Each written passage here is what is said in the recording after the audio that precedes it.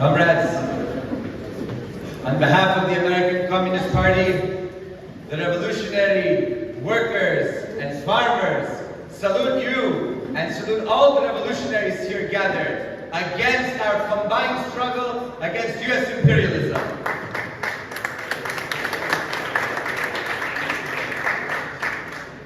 Comrades, the world is on the verge of a third world war. The ongoing genocide in Gaza, the brutal assault on Lebanon, and the US-EU NATO imperialist war on Russia have destabilized the world, bringing it ever closer to nuclear confrontation and ultimately annihilation. Mirroring this geopolitical crisis is the ongoing struggle and split in the international communist movement over Russia's special military operation, the role of China, the genocide in Gaza, the anti-imperialist movement, including Venezuela and Iran, and the emergence of a multipolar world. Ideologically led by the Communist Party of Greece, some parties centered mostly in the West have an interpretation of the current geopolitical climate as being one of a rivalry between imperialist powers. This so-called inter-imperialist war confuses the masses and tries to take a dogmatic and unscientific approach under the banner neither Washington, nor Moscow, nor Beijing. However, it is clear that international developments have indicated that a new, more progressive world order is on the horizon. I skip to page 54. A true Marxist-Leninist perspective on the emerging multipolar world should be centered on the progressive nature of this new world order. The American Communist Party does not see multipolarity as the solution itself, but as a progressive and strategic step for the peoples of the world to have more freedom than under the unipolar world of US-EU NATO hegemony. It is this freedom and space that will allow social movements to thrive and develop new economic forms, as we are already seeing in different countries around the world. The American Communist Party rejects the theory of the so-called imperialist pyramid and sees this as an attempt to obfuscate the theory of imperialism. The American Communist Party recognizes the progressive role played by Russia, China, the DPRK, Iran, Yemen, Venezuela, Nicaragua, Cuba, and other socialist and anti-imperialist countries in the world today. Comrades, Russia today defends itself against the full weight of the US-EU NATO imperialist axis. The axis of resistance in West Asia resists the onslaught by the Zionists backed by the Western imperialists. The DPRK in China resists the aggression of the United States and its regional allies and puppets in East Asia and the Pacific. The peoples of Venezuela, Cuba, and Nicaragua continue to struggle for their people against brutal sanctions and blockades. African nations, including Burkina Faso, Mali, and Niger, are rising up against their neo-colonial rulers and pursuing a new path of development. In my speech this summer at the World Anti-Imperialist Platform meeting in Washington, D.C., during the protests against NATO's 75th anniversary, I identified and outlined 7 major fronts in the ongoing and expanding US-EU NATO imperialist war. First, the Eastern European front, centered in Ukraine, is deepening and expanding. My fact-finding mission to the Lugansk People's Republic revealed the brutality and barbarity of the US-led war on the peoples of the Donbass. Destroyed apartment buildings, schools, factories, roads, and other infrastructure show how the Ukrainian fascist forces continue to commit egregious war crimes.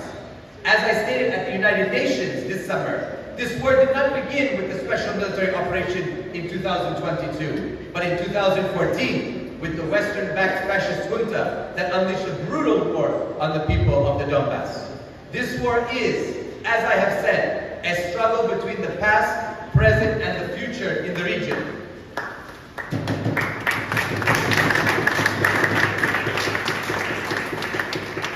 The Russian Federation's special military operation has as its stated goal the denazification of Ukraine. That means this is not merely a war like others around the world, but an anti-fascist war, a continuation of the Great Patriotic War. Second, the Pacific East Asian front centered on South Korea and Taiwan is heating up. The DPRK and Russia have grown closer in recent months, deepening their bilateral political, military, and economic relations. They have now elevated their relationship to the level of comprehensive strategic partnership. This is the highest and deepest the bilateral relations have ever been. The U.S. continues to pursue an aggressive policy towards China, especially towards territorial disputes in the South China Sea and the situation in Taiwan. Third, the Southwest Asian and North African Front, centered from Palestine, Syria, Lebanon, and Iran to Western Sahara, reveal the ongoing genocidal policies of the Zionist entity, an outpost of U.S., EU, NATO imperialism and colonialism in the region and its regional lackeys. The Palestinian people continue to wage a historic struggle against Zionism, and their heroic resistance has been a beacon and a banner to unite all working and oppressed peoples. The axis of resistance, from the Ansar Allah movement in Yemen to Hezbollah to various groups in Iraq and elsewhere, continue to wage this historic struggle against the US, EU, NATO imperialists, the Zionists, and their regional proxies. We must not forget the Polisario Front in Western Sahara continues to struggle against the colonial state of Morocco, which is backed by the US and Israel. Struggles continue in Libya over the future of the country, and Egypt is experiencing a deepening crisis as the genocide in Gaza continues unabated on its border. Fourth, the Sub-Saharan African Front, centered on anti-imperialist countries like Mali, Niger, and Burkina Faso, find themselves in the crosshairs of US, EU, NATO imperialism. Notably AFRICOM, the US military command that seeks to dominate the African continent. These three nations are prepared to cooperate at the highest levels in a rebuff to the imperialist instrument of ECOWAS. Wars and instability in the Democratic Republic of Congo, Sudan, and Kenya are critical to understand the situation in the region and its implications for all of us around the world. Fifth, the Latin American front is centered on Cuba, Nicaragua, Venezuela, and other anti-imperialist countries like Bolivia. These countries find themselves directly confronting US domination that justifies its ongoing destabilizing and interventionist role in Latin America via the Monroe Doctrine. The upcoming, or the HAV election at the end of July in Venezuela was critical, and all eyes watching the US and its proxies expand their hybrid war through misinformation and covert operations to overthrow the popular power of PSUV and the Bolivarian Revolution. Sixth, the Caucasus Front, centered on Georgia, as well as Armenia, Azerbaijan, and the Russian regions of Chechnya, Ingushetia, and Dagestan, are in the crosshairs of US, EU, NATO imperialism. Using religion and ethnicity, the imperialists seek to replicate their success in Yugoslavia to create instability by fomenting separatism in the Russian Federation. We witnessed very quickly how the Republic of Artsakh, or Nagorno-Karabakh, disappeared overnight with the Azeri military advance.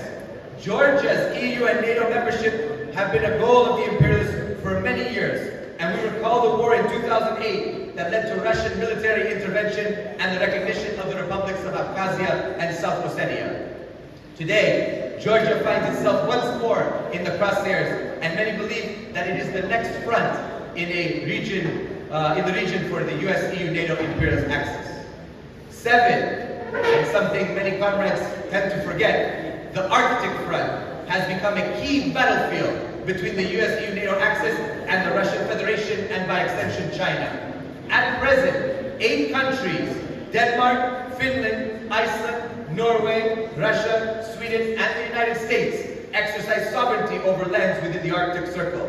In October 2023, the chair of the NATO Military Committee, Admiral Bauer, attended the 10th edition of the Arctic Circle Assembly in Iceland. There, Admiral Bauer shared NATO's view on the current security environment in the Arctic. He said, and I quote, "The increased competition and militarization in the Arctic region, especially by Russia and China, is concerning. The melting ice in the Arctic is creating new sea routes that would facilitate the movement of large vessels and shorten navigation times. We cannot be naive and ignore the potentially nefarious intentions of some actors in the region. We must remain vigilant and prepare for the unexpected." Admiral Bauer went on to state, when Sweden joins, and they have since, following in the footsteps of Finland, 7 of the 8 members of the Arctic Council will be NATO allies. We are grateful to our Nordic allies for their enhanced cooperation, investment, and vigilance in the region. The Arctic has always had a strategic importance to NATO, and we must ensure it remains free and navigable, he added. It is clear that the words of Admiral Bauer, that the Arctic region is a NATO prize worth fighting Russia for. In all of these fronts, the US-EU-NATO imperialist axis uses a wide variety of tools, including war, covert operations, sanctions, color revolutions, funding pro-Western NGOs, dissident academics, pro-Western media, and funding and supporting anarchic, anti-authoritarian, and nihilistic art and cultural programs to achieve its aims. The arsenal of the Euro-Atlantic imperialist axis uses liberalism, human rights, and democracy promotion as a guise for the ruthless and brutal domination and exploitation of periphery countries. The gangsters of empires have brought the world once more to the brink. The bipartisan commitment to full-spectrum dominance is paving the way to nuclear confrontation. The US-EU-NATO axis must be stopped. NATO must be abolished if the world is to have peace in our times.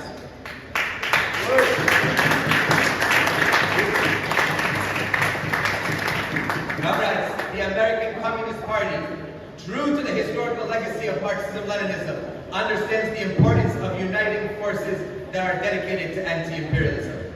Our historical duty is to unceasingly confront US-EU-NATO imperialism and all of its proxies around the world. This represents the greatest threat for humanity today.